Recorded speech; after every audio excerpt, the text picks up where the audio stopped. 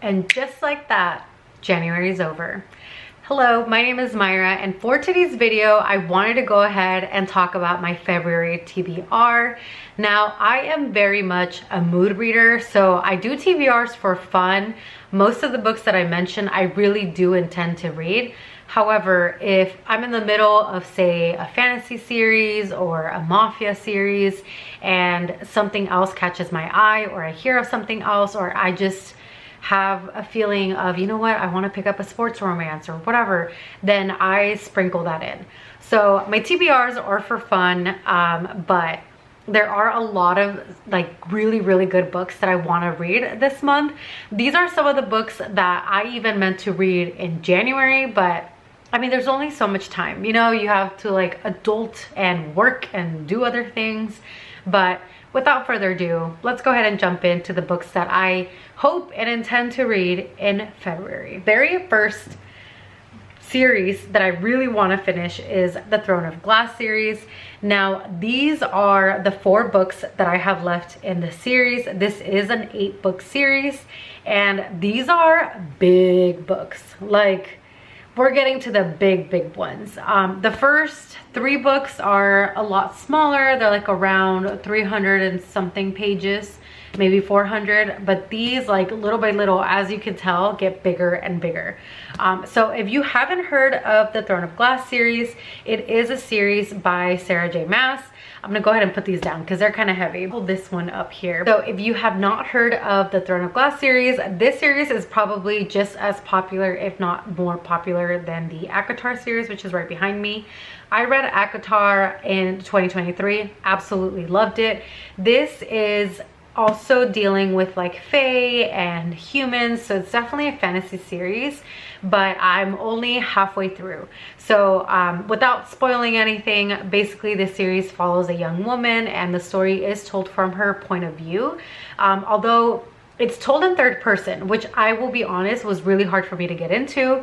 But now that I'm currently finishing, or I just finished Heir of Fire, and I'm about to jump into this one, it's gotten a lot better. This is basically a continuation of the series, and I've heard specifically that this book is a lot of people's favorites, or at least a lot of things really happen in this one.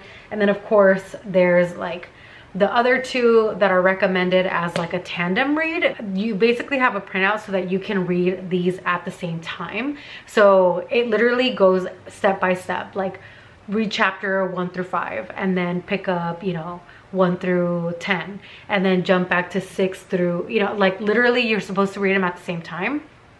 So that's these 2, and then of course the series wraps up with the biggest one, which is this one right here, Kingdom of Ash. So I'm really excited to finish the series, but I really took my time in January to not just work my way through them, because I remember I did that with ACOTAR, and I don't regret it because I was really like, I loved it. I enjoyed the series, but I didn't want to rush through the series. I really wanted to take my time. So that's next on my TBR. Now, following that though, I really want to start on Crescent City. And these are the first 2 books. The first one being House of Earth and Blood. The second one being House of Sky and Breath. And then the third book, and I can't remember what the name of it is. It just released like a few days ago, the last week of January. So these though are big books. I honestly don't really know much about them. I know, and I don't know if like Sarah J. Maas has said that it's true or not, but I know some people say that basically like her ACOTAR series, Throne of Glass and Crescent City are supposed to be like not related, but they're kind of connected. And I don't know if it's true, because again, I haven't even started these 2, but I've heard that this one being the first one, I've heard that this one's a little bit harder to get into at first, and then this one gets good. And I know it ends on a cliffhanger because a lot of people are really excited about that third book, but again, it has to deal with, I'm pretty sure, fae and humans. But I loved ACOTAR. I'm really liking Throne of Glass, so I'm excited to jump into these. But again, these are some thick books, so wish me luck. Besides all of that, I do have a mix of other books, and that's why I really don't think, I'd be shocked I would be shocked if I finished Throne of Glass and Crescent City, or not finished Crescent City, but like got to even like read the first 2 books. I would be shocked because I also want to throw in some other books. Now, the first one on my list is Love Theoretically by Ali Hazelwood. I listened to Love Hypothesis. Not Love Hypothesis. Yes, it is Love Hypothesis. I listened to that in 2023 and I loved it. I thought it was so funny and it was just really interesting coming from like someone who's like in STEM, and well, not coming from, but like the main heroine, like they're really smart, like smart hero, smart heroine, and he's like socially awkward, she's a workaholic. So it was really interesting. I am currently listening to Love on the Brain already, and then this is the 3rd book in the series. I think they all could be read as standalones, but I'm really excited to read this one. All I know about this one is that it also has to do with like a physicist. So these are all science-based heroines. Now, Ali Hazelwood is also going to be releasing Bride in February, and I will be reading that book. All I know is that it has to do with wolves, like werewolves, and that's it. I think there's vampires also, and honestly, coming from someone that like loved Twilight, I am so excited to read that book. Again, I will be reading this though just to finish off the series, and I'm going to be picking up Bride as soon as it comes out. Another book, and actually this is a book that I know is popular with a lot of people that like read it back in the day. This is an older book. It's the very first book in a series, The Deal by L. Kennedy. Now, I know that the Graham Effect, yes, the Graham Effect, it came out either January, maybe December, maybe even before that. And I know that that is 2nd gen from this 1st generation series. However, I started this series and I put it down because I started, like I picked it up in 2023 and I put it down because I was reading some other books at the time that were just really like calling my attention. But this is a book that I really want to like finish and get into for the rest of the series. Plus, I've heard that this book is really good. If you don't know what this book is about, it is a hockey romance. Now, this series, they are in college, which is technically, or not technically, typically not my cup of tea, but I really like this one because it has to do with a hockey player who is really struggling in his classes, and if he starts failing his classes, then he's gonna have no choice but to possibly be benched for his hockey team, and that is a no-no for him because he wants to go pro. And he befriends this girl in his class, and that's literally as far as I got, who she's like a straight A student, and he is trying to strike up a deal of, hey, if you tutor me and you help me get better grades, I will help you get the guy that you are interested in, because there's this new guy that's come to the school and she's really interested in this guy. And I guess the romance goes on from there. Again, I started it, like literally my post-it is still here. That's what I was using as my bookmark. I am on page 60. So I had started it and I had really liked it, and I really can't remember what I was reading at the time, but whatever it was really got my attention, and then I just hadn't picked it up. But I need to finish it too because it's not even my book. It's a book that my sister-in-law let me borrow, so I really need to give it back to her. So I'll be sprinkling this in between all the other chunker books that I'm reading for like my fantasy stuff. Next on my list is The Light We Lost. I have not heard of this book. I don't even know when this book came out, but it's a book that, again, my sister-in-law recommended to me, and she says she literally read it in one sitting. She like literally I got home and my boyfriend was like, oh yeah, that book on the counter, my sister sent it to you. She said that she read it in one sitting and that you need to read it. I do see here the sticker though. Well, it's not a sticker, it's like the thing that's already permanently printed, and it says Reese's Book Club. So it's for like Reese Witherspoon, the actress. She has like a lot of books now have this on there. And all I know is that it says here, he was the first person to inspire her, to move her, to fully understand her, to truly understand her. Was he meant to be the last? And it says here that she meets Gabe at Columbia University one day, and they decide that they want their lives to mean something no matter what. Now they end up going their separate ways because he ends up getting a job as a photojournalist in the Middle East, and Lucy pursues a career in New York.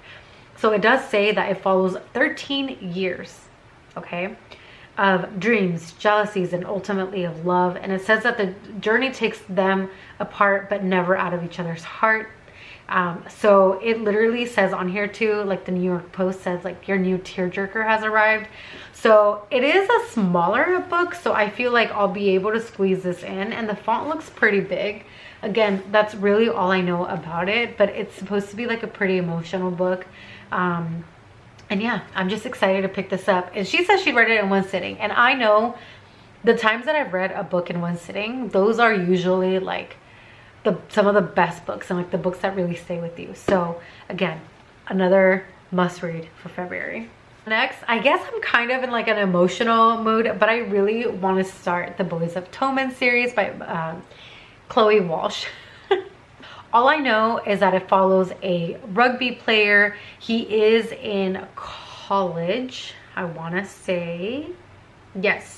And he ends up meeting this girl. It is obviously sports romance, but I honestly, even though I don't follow rugby, I don't watch rugby, it's more of a European sport, but it's actually something that really catches my attention. And the only other book that I've read that had to do with a rugby player was My Life in Shambles, which I read last year, and I freaking loved that book. So I really want to read it. Again, they're in college, which I usually prefer for them to be out of college and like be like new adult, or like, I guess they are adults when you're in college, but like I prefer for them to be older than college. But I've heard really, really great things, and pretty much every single one, every single one of my favorite booktubers has read this series and has nothing but good things to say about it. So I will be diving into this. I am ready to cry if that's what this book is gonna do to me. So I will keep you guys posted when I get through this book, finally. Lastly on my list is The 7-Year Slip. I added this book on my list because I watched Tori from Novel Life talk about this book, and she was talking about just the beautiful way that their romance was written and just the romance itself in the book. And this one, I don't think it ended up winning. No, it didn't win. Happy Place won. But this year, or last year, I remember that Goodreads had it nominated as one of like the top romances of the year. And I know a lot of people were voting for this book. A lot of people talked about this book. So I really want to get into it now, finally. Again, it's a smaller book, so I'm excited to sprinkle this in with all the fantasy that I'm trying to read. But all I know about this one is that it has to do, that scared me. So all I know about this book is that it deals with a heroine who is living in her grandma's place, and it keeps going. Like, she one day meets this random man in there, and he is from like 7 years in the past. So she's currently living there, but he was living there 7 years in the past. And so there is like that magical element.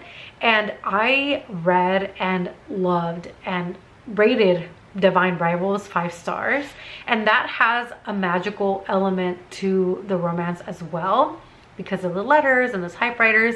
And so knowing that this is something that's similar, now that I've read Divine Rivals, this is a high priority on my list. So I really want to read this one. All I know, like I said, magical romance, and I'm here for it. And I feel like if people have said really good things about it, even if it didn't win and it was still nominated, I have a good feeling about this book.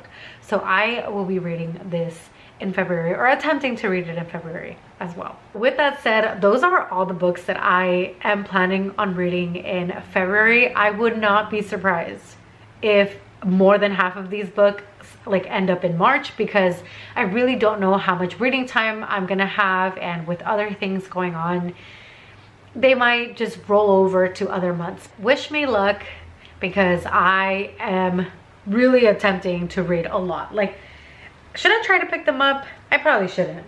Like, this is not even like half of what I'm attempting to read. Like, yeah, talk about being an overachiever. But anyway, we'll see what happens. You live and you learn. We'll find out together. But thanks so much for watching this video. I will see you in the next one. Bye.